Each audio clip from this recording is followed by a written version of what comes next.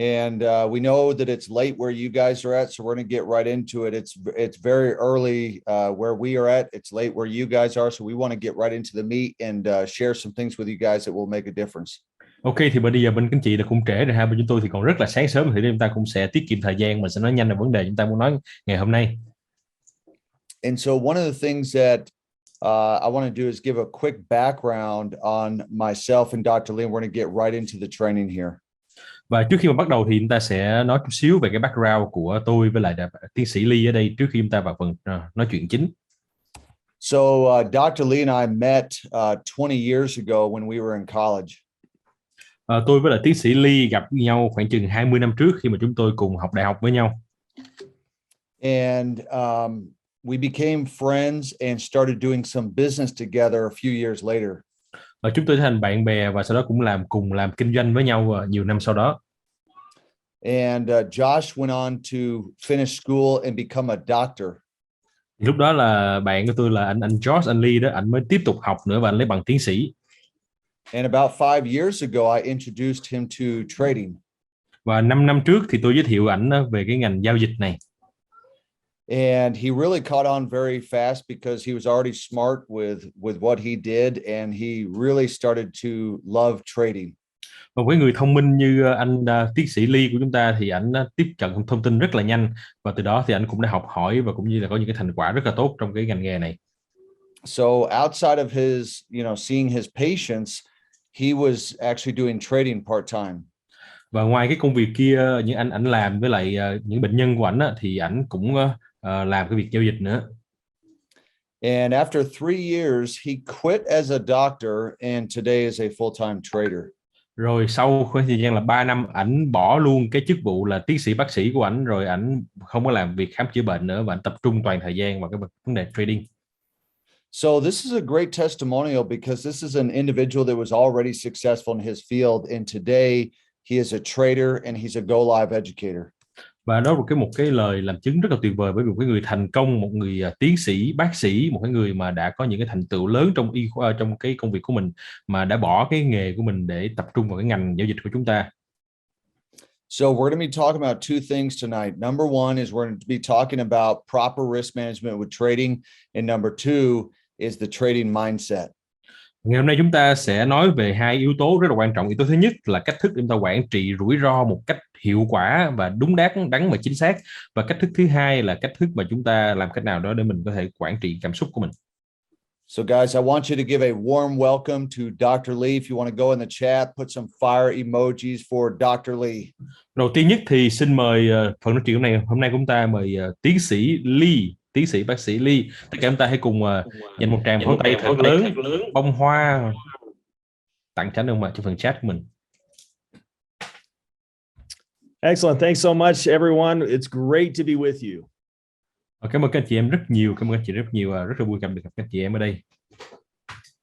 I appreciate your welcome, and I feel like it's a privilege to be able to spend a few minutes with you and share some trading concepts with you that really have changed my life.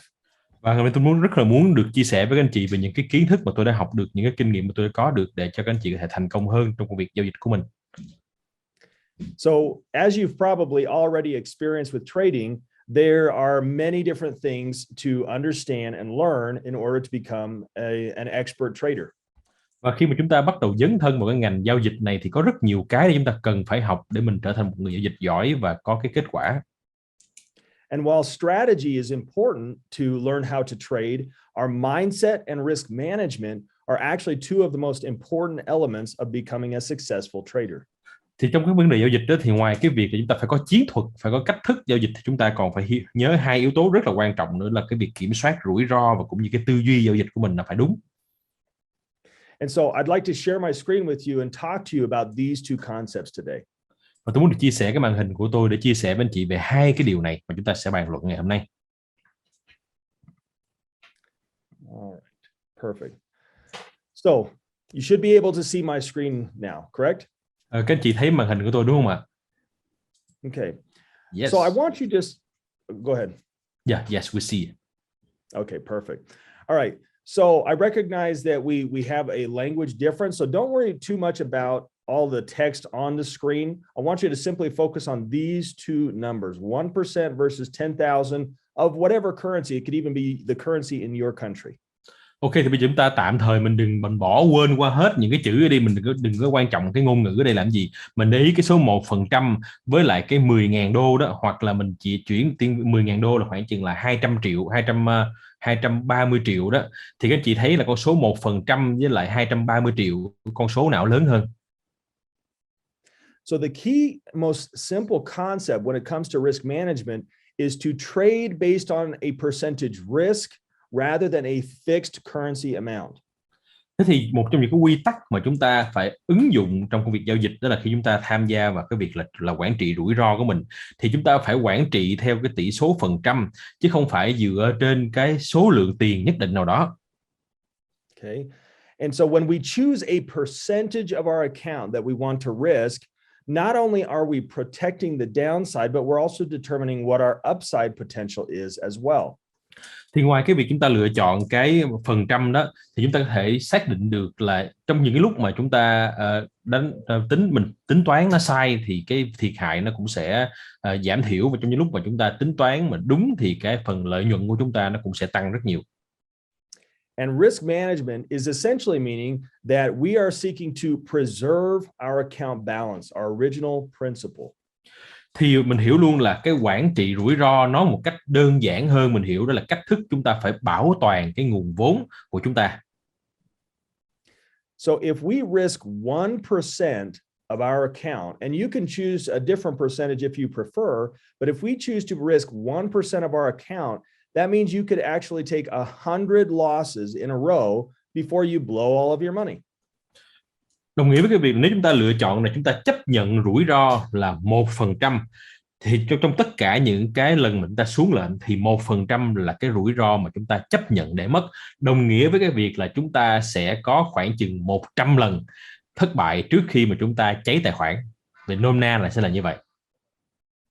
And as you can imagine, there's a pretty low risk of losing 100 trades in a row. Và chị biết mà, và phải nhớ là 100 lần đó nó phải liên tục xảy ra nha, thua liên tục 100 lần, mỗi lần 1% thì chúng ta mới cháy tài khoản. Và xác suất thống kê thì phải nói luôn là cái việc mà chúng ta là xui cỡ nào xui thì cũng không bao giờ mà thua luôn 100 lần liên tục. So I want you to put in the chat if you know somebody or have yourself ever blown an account with your trading. Rồi bây giờ các anh chị nào mà chúng ta đã từng giao dịch, chúng ta đã từng cháy tài khoản rồi, chúng ta có thể comment ở trên tài khoản, trên phần chat, đúng không ạ? Cháy tài khoản. Okay. So if you have, or if you know somebody who has blown an account, maybe you just heard about somebody who has blown an account, what that means is that they have not exercised good risk management. Thế thì chúng ta cũng có từng nghe những câu chuyện là mà cháy tài khoản. Mình có thể là một số anh chị chưa trải nghiệm vào cái việc cháy tài khoản đó, nhưng mà chúng ta cũng đã nghe rất nhiều những anh chị em khác, những câu chuyện khác về những cái người cháy tài khoản. Thì nhìn chung, điểm chung của những người cháy tài khoản là sao ạ? Tức là họ chưa có hiểu và chưa có biết cái cách để họ quản trị cái rủi ro một cách hiệu quả. So you may actually have a good trade strategy with how you're looking at technical indicators and so forth, but ultimately if you have poor risk management, you can still lose a lot of money. Các anh chị biết mà, ngay dù chúng ta học rất giỏi về những cách phân tích kỹ thuật, chúng ta có biết cái cách ứng dụng những cái chỉ báo, chúng ta phân tích harmonic hay là phân tích những Fibonacci rất là xuất sắc, nhưng mà chúng ta không có biết được cái cách quản trị rủi ro, thì một ngày nào đó không sớm thì muộn tài khoản của mình cũng cháy. So our general recommendation is to keep your risk small. Most traders will pick somewhere between 1 and 3% as a fixed percentage risk on each trade. Và điều tôi khuyên anh chị là gì? Đó, chúng ta hãy giữ cho cái mức độ rủi ro của chúng ta nó thật sự là tối thiểu, là thấp nhất trong khả năng mình có thể kiểm soát được. Hầu hết tất cả những người mà họ giao dịch đó, họ sẽ lựa chọn cái con số rủi ro mà họ có thể kiểm soát là khoảng từ 1% cho tới 3%. By doing so, what you are guaranteeing yourself is that you stay in the game of trading. Và khi mình làm được như vậy thì mình sẽ đảm bảo bản thân mình sẽ tiếp tục trong cái cuộc chơi giao dịch này. Khi mà lỡ như có chuyện gì đó xui rủi xảy ra, chúng ta vẫn còn vốn để mình tiếp tục giao dịch. Because even at 3% risk, that still means you could lose over 30 trades in a row before you blow whatever amount of money you have in your account. Ngay khi mà cái phần rủi ro của mình chấp nhận để mất là 3% là mình quản trị 3% đó, thì chúng ta vẫn sẽ phải trải qua 33 lần thất bại liên tục thì mình mới cháy tài khoản của mình. So that gives you the time to be able to learn, to practice, etc. And in the beginning, we want you to keep your risk very, very low. I wouldn't do 3%. I might not even do 1%. In fact, I might consider to do 0.25% or something even smaller when you're first starting out, because the truth is you don't know what you're doing yet. Và khi chúng ta là người mới bước chân vào cái ngành nghề này, có thể là chưa bao giờ ai khuyến khích hay là chưa ai chỉ các anh chị về cái việc quản trị rủi ro, nhưng mà tôi sẽ chỉ anh chị luôn. Đó là khi mình mới bước chân vào ngành nghề này còn rất nhiều điều mình cần phải học. Thành thử ra chúng ta nên để cái phần rủi ro mình kiểm soát á, nó thấp thôi các anh chị. Đừng để 3% và thậm chí đừng có để 1% luôn. Lời khuyên của tôi dành chị là 0,25% thôi. So some people trade based upon a fixed currency amount, whatever your currency is. Sometimes in your mind, you choose a number that feels comfortable. You say, I'm willing to risk this amount. Và các anh chị biết mà rất là nhiều người giao dịch đó, họ sẽ chọn cái con số chứ họ không có chọn cái phần trăm. Họ nghĩ là nếu mà bây giờ mình chấp nhận rủi ro là mình sẽ mất 5 triệu, 10 triệu, 100 triệu hay là 200 triệu gì đó, thì họ sẽ lựa chọn một cái con số cụ thể. Họ nói là đó là con số rủi ro mà họ chấp nhận để mất. But it's very important to make sure you focus on a percentage of your account, because it protects you on the downside, but it also helps you on the upside, meaning how much your account grows. Và các chị nhớ thế này, khi mà chúng ta quản trị rủi ro đó, chúng ta nên tập trung vào cái phần trăm, bởi vì cái phần trăm nó sẽ hiệu quả hơn cho các anh chị trong cái việc là lỡ như mà mình phán đoán sai, tính toán sai, thì cái rủi ro đó mình cũng sẽ kiểm soát tốt hơn, mà lỡ mình phán đoán đúng thì cái lợi nhuận của chúng ta nó cũng sẽ tăng trưởng cao. So many times in trading, you will determine what's called a risk to reward ratio. Thì trong cái việc giao dịch của chúng ta rất nhiều lần các anh chị em đã nghe về cái tỷ lệ rủi ro trên lợi nhuận, đúng không ạ? Risk to reward, dịch ra tiếng Việt là tỷ lệ rủi ro trên lợi nhuận.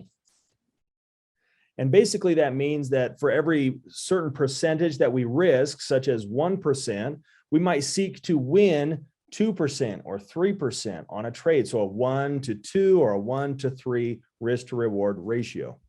Thế thì mình nói đơn giản thế này, cứ 1% rủi ro mà mình bỏ ra thì mình mong chờ là mình sẽ thắng được 2%, hoặc là mình mong chờ là mình sẽ thắng được 3%, tùy vào cái mức độ rủi ro mà mình chờ đợi là cái gì, theo từng cái mức mình set cái giá mục tiêu của chúng ta.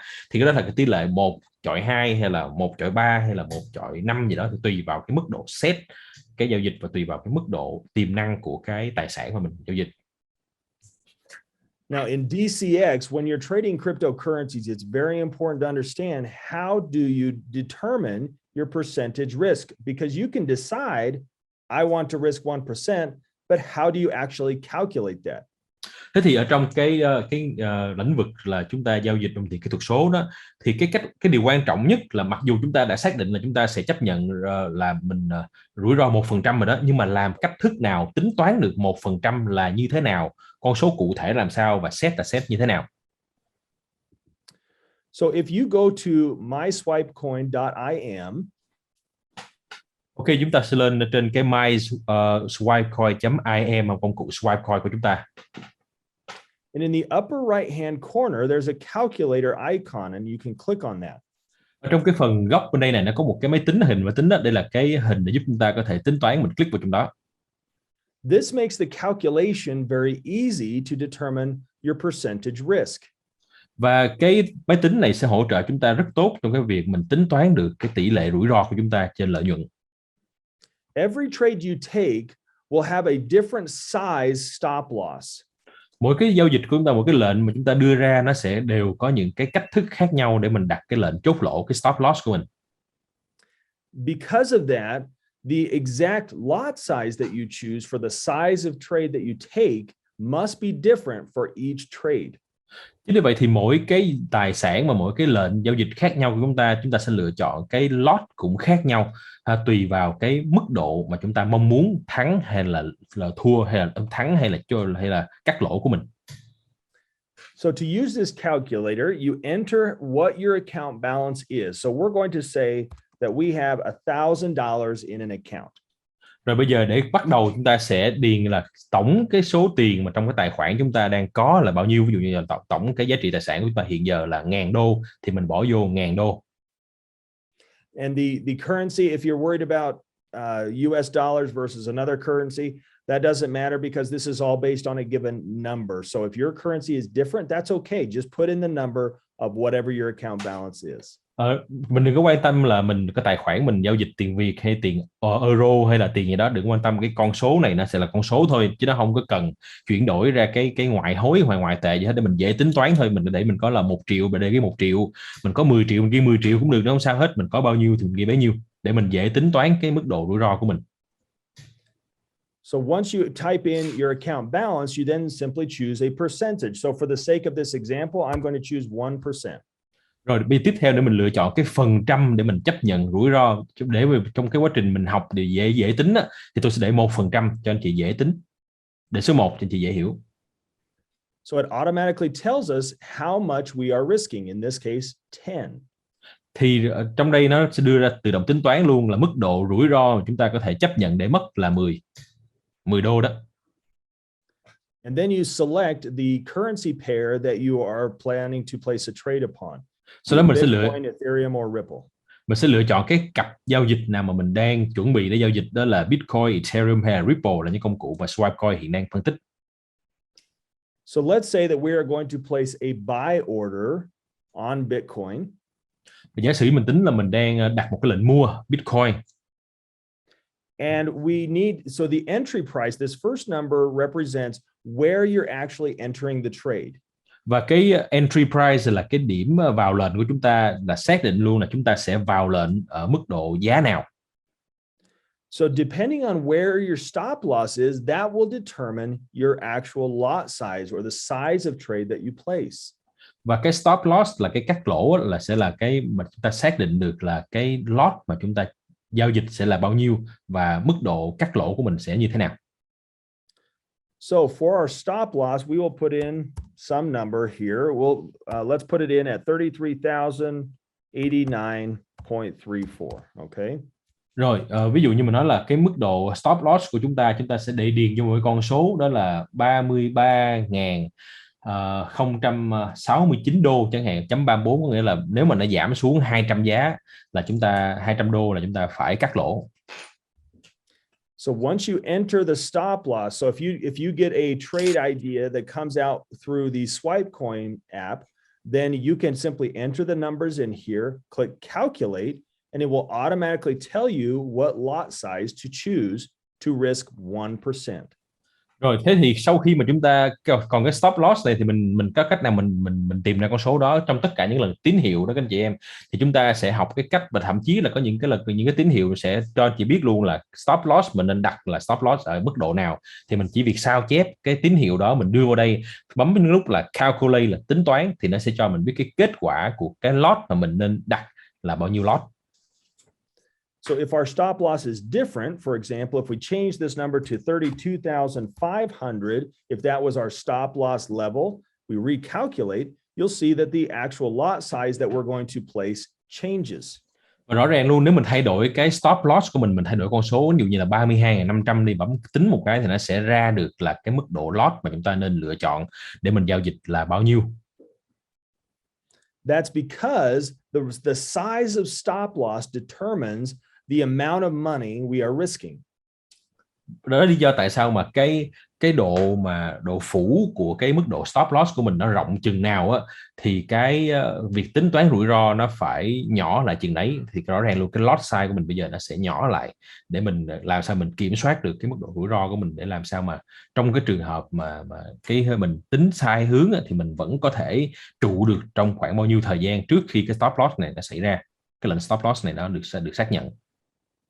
So we don't just choose an arbitrary lot size. We don't just choose 0.01 all the time or 1 all the time.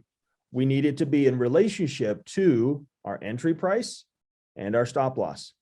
Bởi vậy khi mình giao dịch đó, thì các anh chị đặt vào cái lot của mình là bao nhiêu để mình có thể giao dịch đó, thì đừng có chọn một cách ngẫu nhiên, không phải lúc nào cũng là 0,01 hay không phải lúc nào cũng là 0,5, mà nó phải tùy thuộc rất nhiều vào cái việc là mức vào cái điểm vào lệnh của chúng ta và cái điểm cắt lỗ của chúng ta. Hai cái điểm này sẽ là hai cái điểm để mình tính được cái mức độ rủi ro mình chấp nhận là bao nhiêu.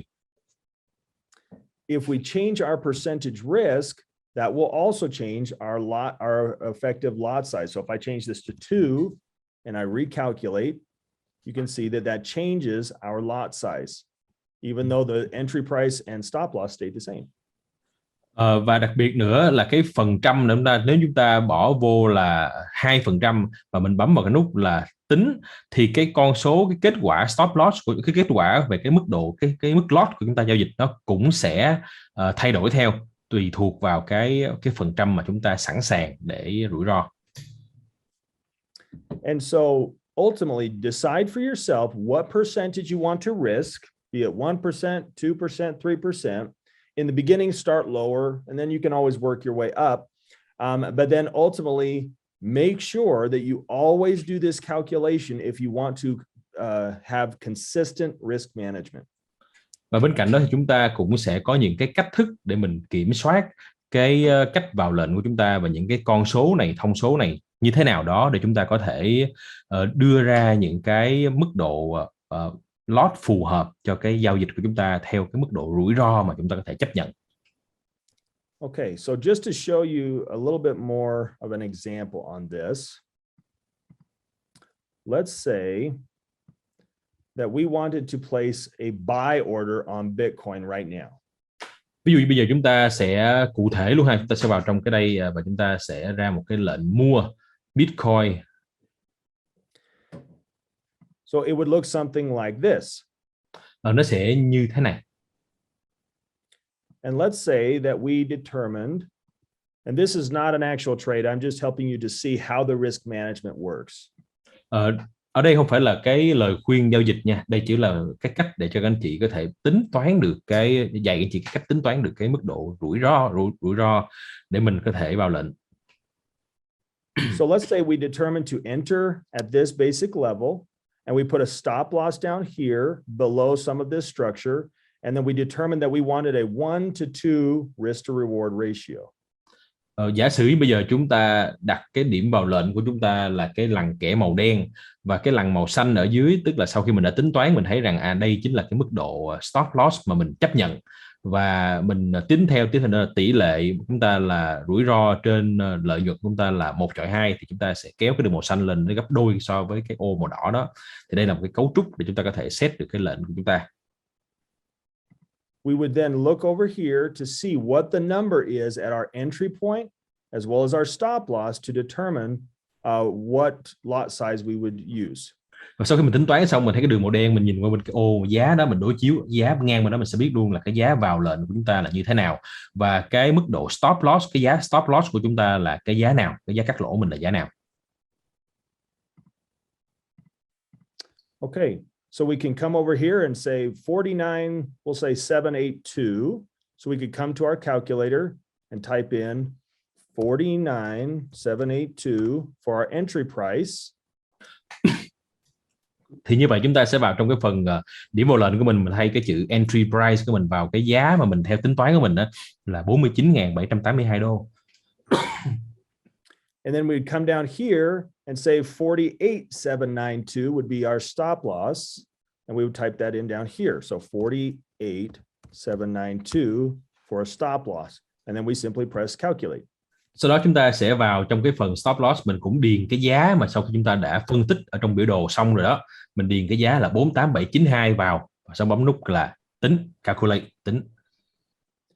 And so that automatically tells us that we would want to do a 0.01 lot size for that particular setup in order to risk 10 or 1% of our account balance. Thì sau khi mình tính toán xong, nó sẽ ra luôn là cái kết quả chúng ta lựa chọn cái lot là 0,01 để chúng ta có thể đi theo đúng cái setup của chúng ta là chấp nhận rủi ro 1% cho cái tổng số tài sản của chúng ta là 1.000 đô, và với cái giá vào lệnh của chúng ta là 49,782 và cái giá cắt lỗ của chúng ta là 48,792. In contrast, if we decided, you know what, our stop loss doesn't need to be that big. Let's just say that we make it right here. Okay.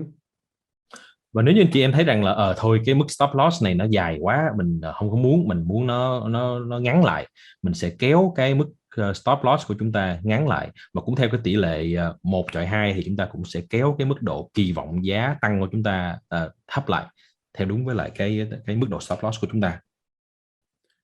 So even if we went for a different size of setup, our entry could be the same, but our stop loss might be different. In this case, 49,250. So we just change the stop loss to that number, 49,250, and calculate, and it would give us our new lot size. Thì cũng giống như vậy, chúng ta vào đây mình thay đổi cái mức độ cắt lỗ của mình, con số mới thì mình bấm tính một cái, nó sẽ ra cho mình cái mức độ slot, cái mức lot mà chúng ta có thể giao dịch nó cũng sẽ thay đổi. Okay. And so it's very important, if you want to have consistent risk management, you need to do this calculation on every single trade. Và các chị biết rằng cái việc mình ta quản trị rủi ro của chúng ta nó phải một cách liên tục, tức là trong tất cả mọi lần mà chúng ta giao dịch, chúng ta cũng phải đều mở cái bảng tính này ra, và chúng ta phải tính toán được cái mức độ rủi ro của mình và cái mức lot mà chúng ta nên tham gia để mình quản trị rủi ro đó là ra làm sao. So hopefully that provides clarity on how to effectively apply risk management. Và đó là cái cách mà chúng ta có thể ứng dụng cái việc quản trị rủi ro vào trong cái phần bảng tính của mình để mình có thể biết được con số mình quản trị là như thế nào. Again, just enter your entry price, the stop loss price, as well as what percentage risk that you want on your account, and then calculate, and it will automatically give you the lot size. Chúng ta phải biết được là cái điểm vào lệnh của mình là bao nhiêu, điểm cắt lỗ của mình là bao nhiêu, chúng ta sẽ tính được cái phần trăm của chúng ta là bao nhiêu, và chúng ta sẽ điền vô luôn là cái tổng giá trị của cái tài khoản giao dịch của mình là bao nhiêu, và bấm tính một cái thì mình sẽ ra được cái lot mà mình nên chọn để mình tham gia giao dịch. All right. So that concludes our discussion of risk management for today, and I want to share just a thought with you very briefly on trading mindset. Và đó cũng là kết thúc vào cái phần bài học của chúng ta ngày hôm nay về cái việc thứ nhất, đó chính là quản trị rủi ro một cách hiệu quả và chính xác. Và chúng ta sẽ nói về cái mục thứ hai mà chúng ta muốn nói ngày hôm nay, đó chính là cái tư duy của một nhà giao dịch là như thế nào. When Brandon and I teach every day, we talk about trading mindset literally every single day. Các anh chị biết mà khi mà chúng tôi bắt đầu công việc kinh doanh này thì gần như mỗi ngày chúng tôi đều nói về cái tư duy giao dịch. That is because our mindset is just as important, if not more important, than trade strategy. Phải nói luôn là cái tư duy của chúng ta nó còn quan trọng, và nó quan trọng hơn rất nhiều so với lại cái chiến lược giao dịch của chúng ta nữa. Now, Bruce Lee once said, long-term consistency trumps short-term intensity. Và anh Bruce Lee là Lý Tiểu Long đã từng nói một cái câu rất là nổi tiếng rồi, đó là long term consistency, tức là cái việc mà chúng ta phải kiên trì một cách lâu dài, và chúng ta phải nỗ lực trong một cái thời gian ngắn, trong cái ngắn hạn, tức là kiên trì dài hạn và nỗ lực ngắn hạn. So what this means is that with our trading, we want consistent results over the long term. Có nghĩa là khi mà chúng ta giao dịch, chúng ta đặc biệt là ngành giao dịch, tất cả những giao dịch về tài chính này, chúng ta cần phải biết rằng đó là một cái chặng đường dài, đó là một cái trận chiến lâu dài. Sometimes people feel like I want to sprint to the finish line with their trading, but the reality is that you can't just win for one day.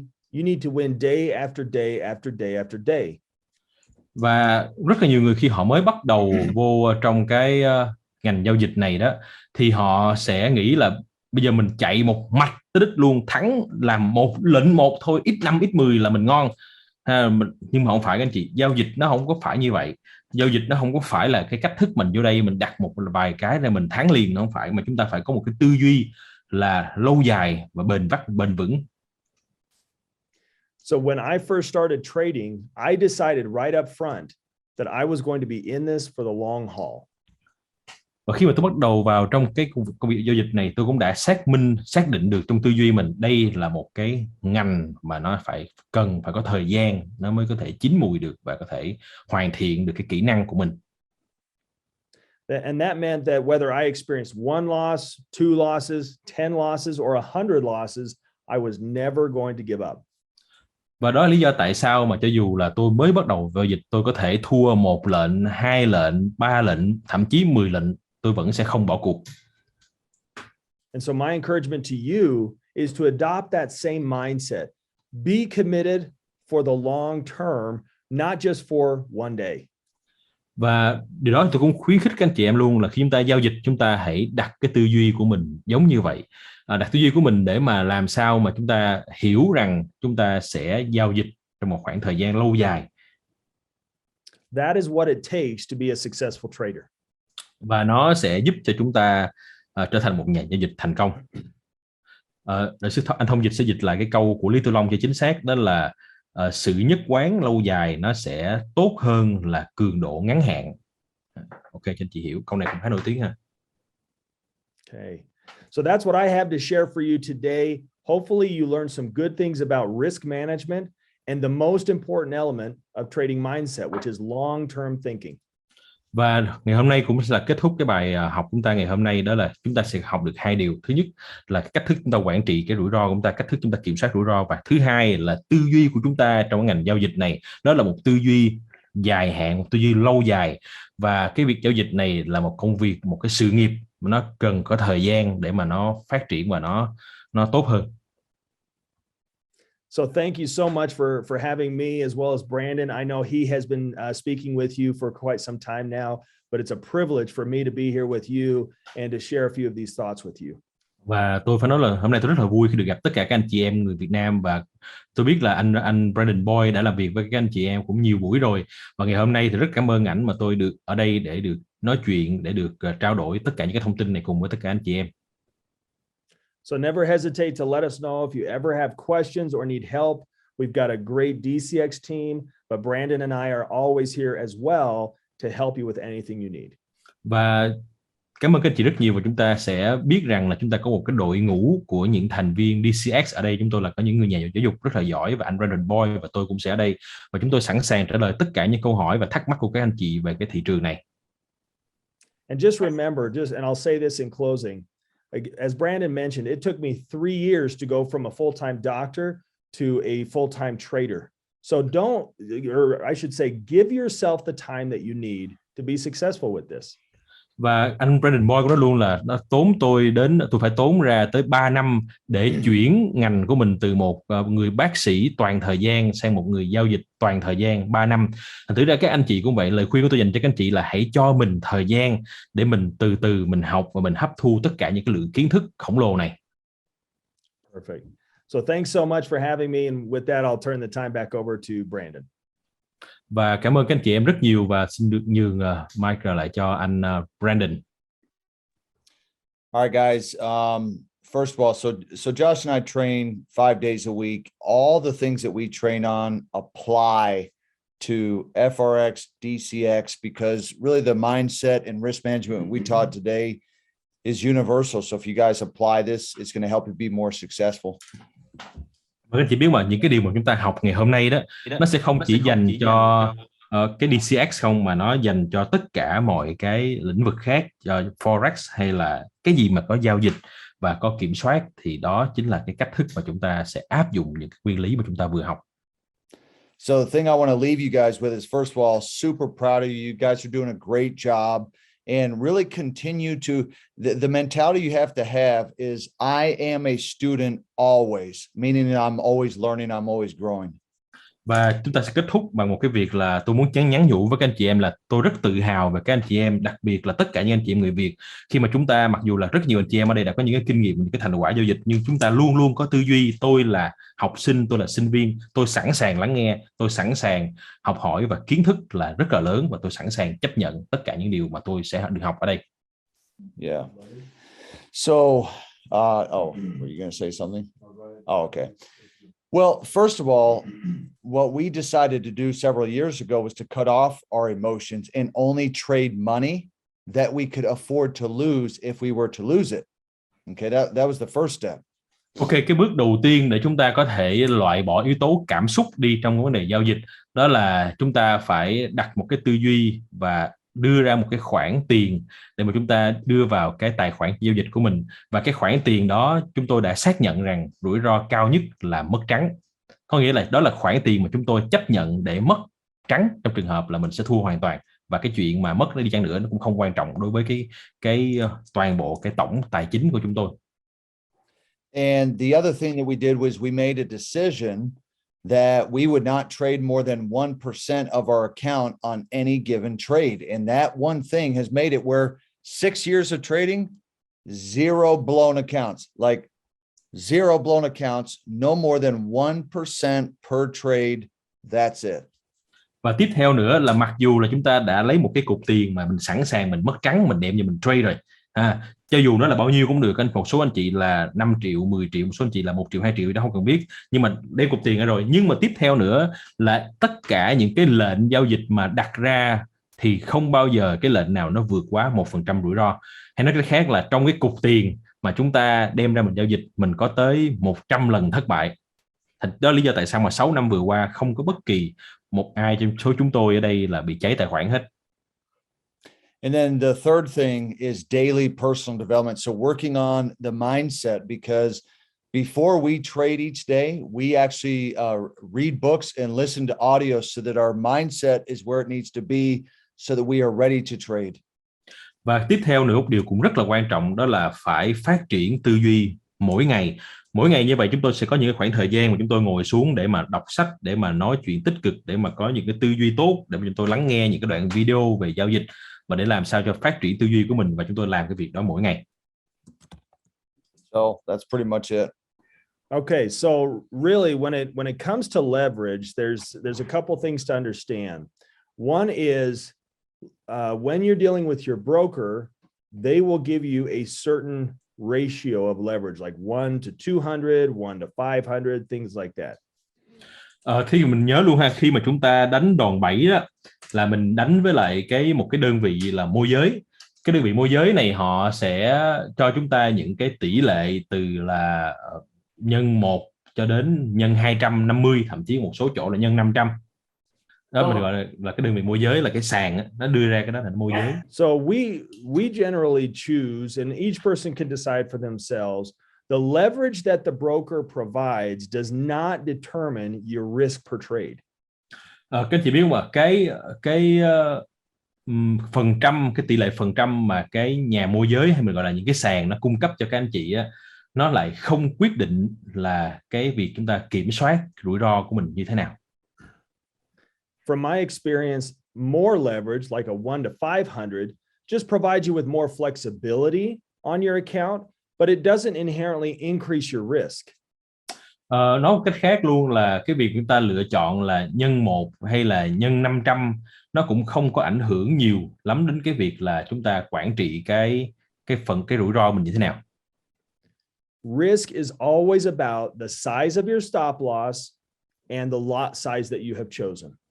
Và bởi vì cái rủi ro lúc nào nó sẽ phụ thuộc vào cái mức độ stop loss của chúng ta, cũng như là cái lot size mà chúng ta, cái mức độ cái lot giao dịch của chúng ta. So regardless of what leverage you choose with your broker, ultimately you need to use that calculator that I showed to determine your actual risk.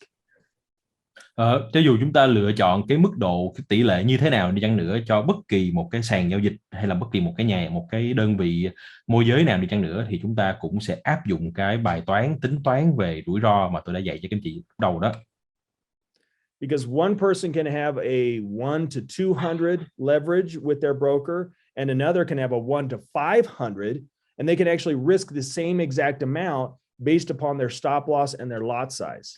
Các chị biết tại sao mà? Bởi vì khi mà chúng ta đã tính được cái tỷ lệ rủi ro của mình rồi á, thì cho dù là các anh chị có đánh là 1 nhân cho 500 hay là 1 nhân 200 hay là 1 nhân 100, thì cháy cái khoản đó, nếu lỡ như nó cháy thì nó cũng cháy 1% thôi, nó không có cháy hơn được đâu. So if you have people who have blown accounts, things like that, it just simply means they're not calculating their lot size based upon their stop loss. That's why it's happening. Và cái lý do mà họ cháy tài khoản là chị biết không, là bởi vì họ không có biết cái cách để mà họ tính toán cái rủi ro như thế nào để mà họ đặt cái lot size cho nó phù hợp. Thành thử ra khi mà họ xuống cái lệnh một cái đó, họ vô tình họ đặt 500 thì nó sẽ đốt nhanh hơn thôi, đốt nhanh đến mức độ mà anh chị không kịp bấm con chuột vô để mình dừng cái lệnh lại. Hoặc là cái lệnh nhân 10 thì nó sẽ đốt chậm hơn, nhưng mà trước sau gì nó cũng đốt nếu mình không biết cái cách quản trị cái phần rủi ro của mình.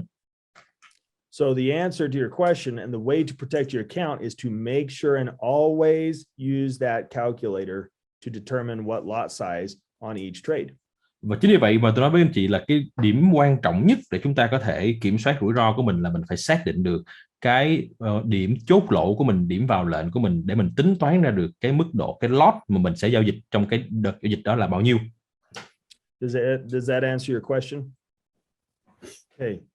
So with regards to managing emotions, I want you to think about something for a minute. Ok, để nói về cái quản trị cái cảm xúc thì tôi muốn tất cả anh chị em chúng ta hãy cùng nhau suy nghĩ về một cái điều như thế này. I want you to ask yourself a few simple questions. The first question is, did you marry the first person that you met, or did you have to date a number of people before you finally met that one person that you settled down with?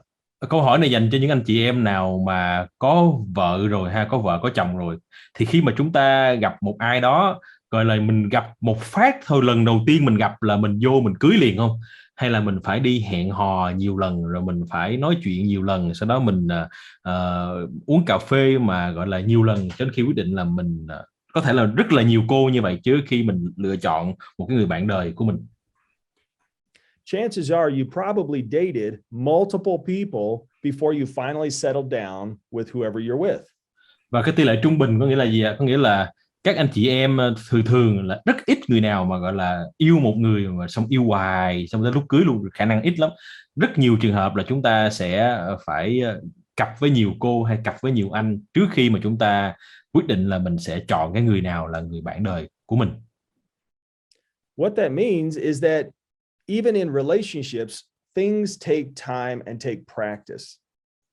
Tức là ngay trong một cái việc đó là chúng ta là hôn nhân hay là tình cảm, chúng ta cũng vậy, tất cả mọi cái đều cần phải có thời gian để nó chín mùi.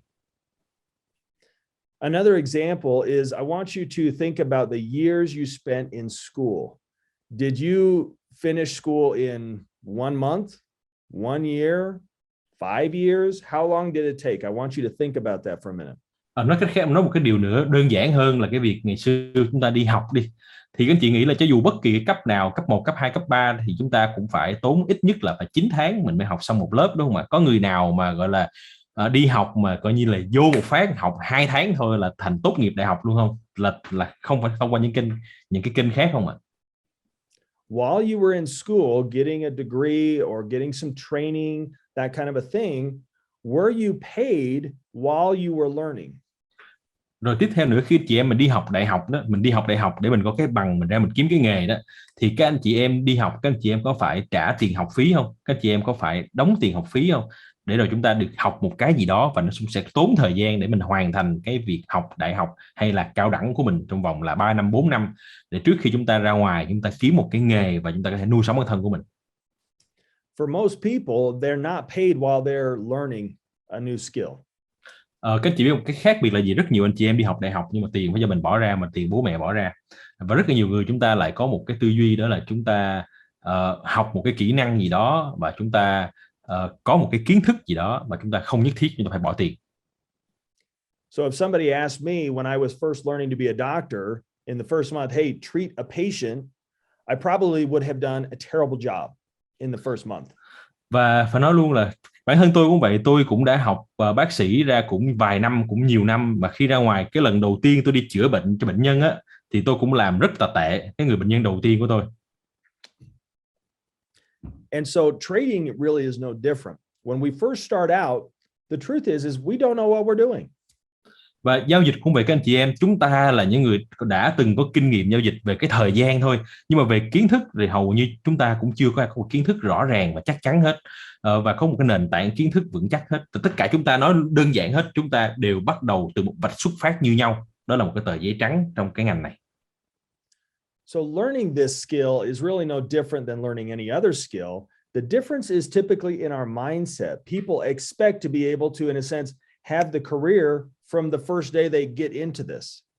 Và cái ngành giao dịch này, cái kỹ năng giao dịch này nó cũng là một dạng kỹ năng, nó cũng là một kiến thức, và gọi là kiến thức và kỹ năng thì nó cần phải có thời gian để được thực hành, để chín mùi và để có thể trở thành một cái người chuyên nghiệp với nó, chứ nó không phải thể là một cái việc mà xảy ra trong một sớm một chiều được. That's why I mentioned before that it took me 3 years to go from a full-time doctor to a full-time trader. 3 years, day after day after day of learning how to trade. Đó là lý do tại sao tôi nói với các anh chị là bản thân tôi cũng vậy. Khi tôi bắt đầu vào cái ngành kinh doanh này, cái ngành giao dịch này, phải tốn tôi đến 3 năm để tôi có thể chuyển mình từ một bác sĩ toàn thời gian sang một nhà giao dịch toàn thời gian. And I can tell you, even though I had many wins, I also had some pretty big losses too. And that hurt every time I experienced those things. And I can say that it made me want to quit at times. Và các anh chị biết không, là bản thân tôi cũng như các anh chị đó, mặc dù là tính về tổng số lượng là lệnh thắng thì tôi thắng rất là nhiều, nhưng mà trong đó cũng có những cái lệnh thua, và thậm chí có những cái lệnh thua mà bây giờ nhớ lại, nhắc lại nó còn đau nhói trong tim. But the key is to have that long-term mindset. You have to be committed to this, knowing that it can work, but that it might take some time. Và chính vì vậy chúng ta cần phải có một cái tư duy, đó là tư duy lâu dài. Một tư duy rằng là khi chúng ta có một lượng kiến thức đủ, chúng ta có một cái kỹ năng luyện tập đủ, chúng ta hiểu về tất cả những cái phương trình chúng ta cần phải làm, chúng ta có những cái kiến thức về những cái chiến thuật mà chúng ta phải đi theo, thì chắc chắn cái kết quả của chúng ta là sẽ có ở cuối con đường này. Và khi chúng ta đã có tư duy rồi thì chúng ta hãy giữ tư duy đó và tiếp tục trên cái hành trình này.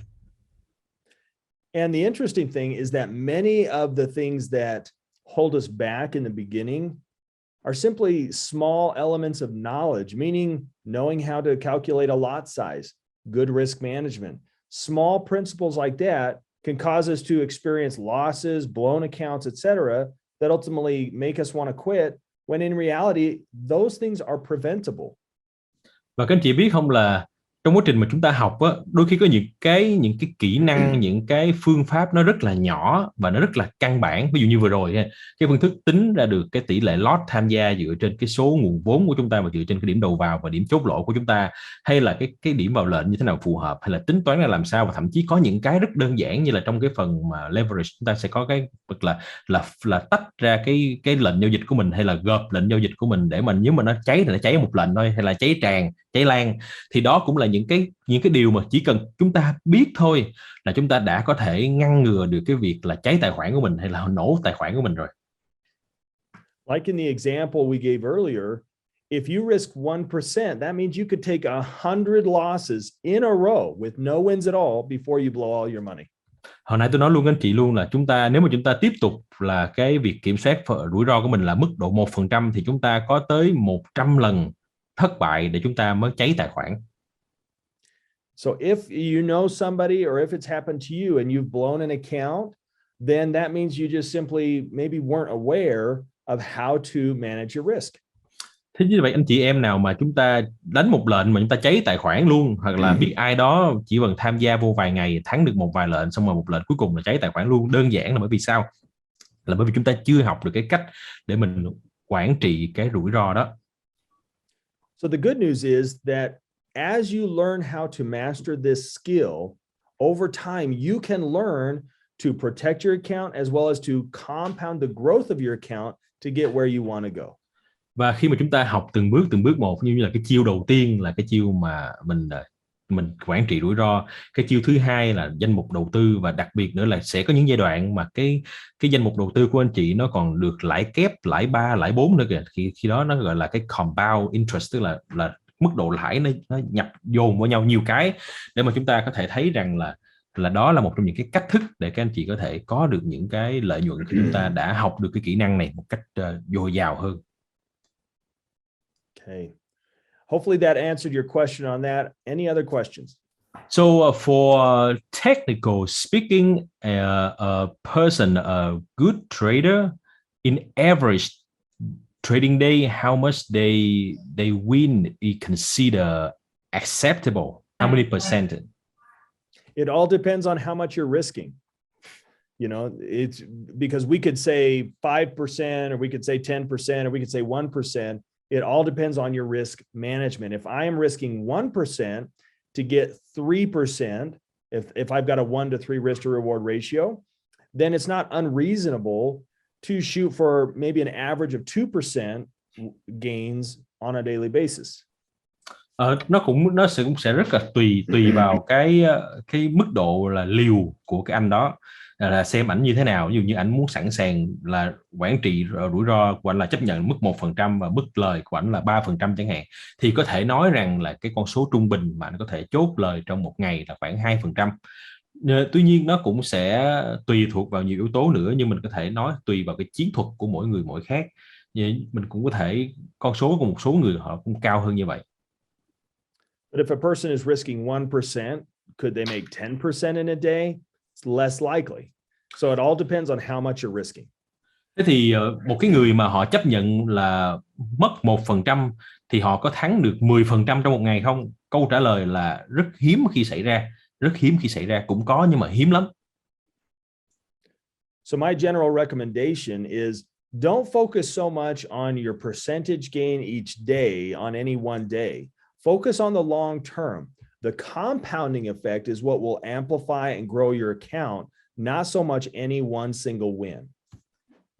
Các chị nhớ, nếu các anh chị mà có một cái bảng tính Excel về nhà mình tính thử ha, thì đừng có quan tâm là cái việc là chúng ta thắng bao nhiêu % mỗi ngày, mà mình phải tính đến cái việc đây là cái giao dịch lâu dài, và cái 1% của chúng ta thắng ngày hôm nay nó cũng sẽ được cộng dồn vào cái tổng số vốn của chúng ta để chúng ta trade trong ngày mai.